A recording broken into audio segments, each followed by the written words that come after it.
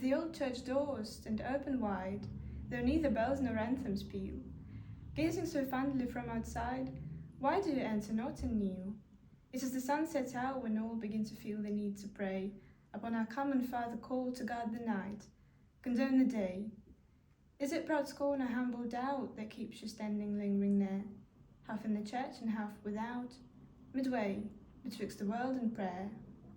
No meeter moments could there be for man to talk alone with God. The careless sexton has, you see, shouldered his spade and homeward trod. The vicar's daily round is done, his back just sank below the brow. He passed the porches one by one that line the hamlet street, and now he in his garden cons the page and muses on tomorrow's text. The homebound rustic counts his wage, the same last week, the same the next. Nor priest nor hinder you, but each alike is welcome here within. Both they who learn and they who teach have secret sorrow, secret sin. Enter and bear your inmost sore, enter and weep your stain away. Leave doubt and darkness at the door, come in and kneel, come in and pray. Such were the words I seemed to hear by no one uttered, but alack, the voice of many a bygone year striking the church and echoing back. I entered not, but on a stone sate that recorded someone's loss. But name and date no more were shown, the deep-cut lines were smooth with moss. Below were longsome tags of rhyme, but what you could not now surmise. Alas, alas, that death and time should ever grow love's eulogize. Round me was death, that plainly spoke the hopes and aims that life denied, the curious pomp of simple folk, the pedantry of rustic pride. Some slept in square sepulchral caves, some were stretched flat and some inurned, and there were fresh brown baby graves, resembling cradles overturned. From where I sate, I still could watch the old oak pews, the altar white, gable and oast house, tile and thatch smelled softly in the sunset light. From here and there a cottage roof spies of blue vape began to steal. To eyes of love a heavenly proof, the mother warmed the evening meal. No more the mill stream chafed and churned, the wheel hung still, the meal lay whole. From marsh and dike the rooks returned and circled round and round the toll. The lambs were mute, the sheep were couched, the hop poles bent neath leaf and vine. Adown the road the vagrant slouched and glanced up at the alehouse sign. Again I heard the unseen voice, why do you come not in and rest? Whether you grieve or you rejoice, you here will be a welcome guest. To heaven it is the halfway house where hope can feed and anguish may recline its limbs and rest its brows with simple thanks for ample pay. Was it not here you got the name which is of you so close apart that uttered, it hath magic claim to flush love's cheek, to flood love's heart? Here too it was when youth confessed the weariness of random ways and felt a surging in the breast for faithful nights and fruitful days.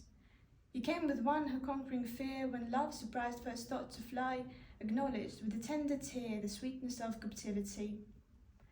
And here it will be, when you have ta'en last look of love, last look of spring, and hearts for you will yearn in vain, and vain for you the birds will sing, that shuffling feet and slow will come, with cumbrous coffin, gloomy pool, and well within you mouldered dumb, that prayers will rise and tears will fall.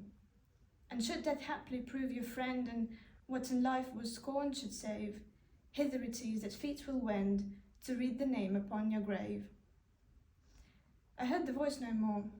The rooks had ceased to float, had ceased to caw. The sunlight lingered but in nooks, and gazing toward the west I saw, beyond the pastures withered bents, upstanding hop, recumbent fleece, and sheaves of wheat like weathered tents, a twilight bivouac of peace. And to itself the voice withdrew. Something subtle all around came floating with the morning dew, and sweetness took the place of sound. No word of mine, although my heart rebelled, the scented stillness shook, but silence seemed to take my part, thus mildly answering mild rebuke.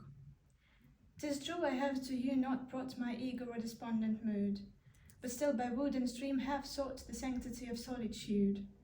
But as a youth who quits his home to range in tracts of freer fame, however far or wide he roamed, dwells fondly on his mother's name. So bear me witness, dear old church, although a part of ritual be, I ne'er have breathed one word to smirch the creed that bore and suckled me. Not mine presumptuous thought to cope with sage's faith, with saints' belief, or proudly mock the humble hope that solaced the repentant thief. I do not let the elms that shut my garden in from world without exclude your sacred presence, but I lop them when they shoot and sprout.